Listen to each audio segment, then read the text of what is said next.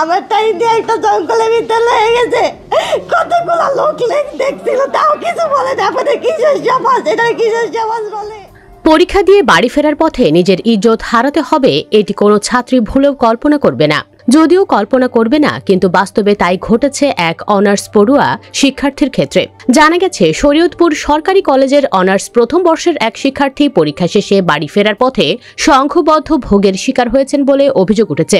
তার সঙ্গে থাকা এক সহপাঠীকেও আটকে রেখে মারধর করা হয়। ঘটনাটি ঘটে সন্ধ্যায় জেলা শহরের বন বিভাগ কার্যালয়ের পাশের নির্জন এলাকায়। পরে গুরুতর অসুস্থ অবস্থায় ওই ছাত্রীকে শরীয়তপুর সদর হাসপাতালে ভর্তি করা হয়। ভুক্তভোগীর অভিযোগ, পরীক্ষা শেষে সহপাঠীর সঙ্গে বাসের অপেক্ষায় ছিলেন তারা।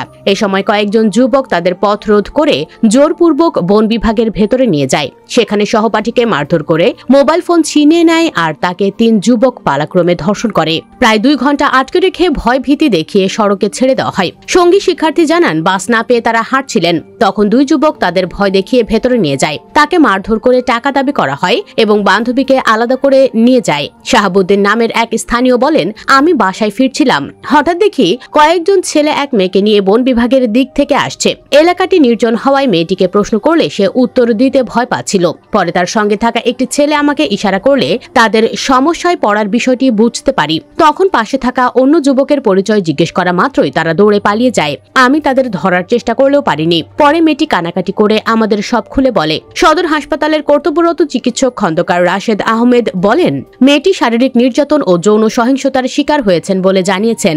এ ব্যাপারে পালং মডেল থানা পুলিশের উপপরিদর্শক হাফিজুর রহমান বলেন, মেয়েটি অসুস্থ হওয়ার এখন পর্যন্ত বিস্তারিত কথা বলতে পারেনি। তার পরিবারের সঙ্গে যোগাযোগ করার চেষ্টা চলছে। তাদের লিখিত অভিযোগের ভিত্তিতে আইনি পদক্ষেপ নেওয়া হবে।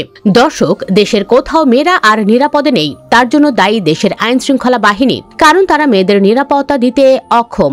আমাদের এই কথার সাথে আপনিও একমত হলে কমেন্ট বক্সে ইয়েস লিখে জানিয়ে দিন আপনার মূল্যবান মতামত। ভিডিও ভালো লাগলে লাইক ও শেয়ার করুন, আর আমাদের চ্যানেলে নতুন হলে সাবস্ক্রাইব করে সাথে থাকুন। ধন্যবাদ।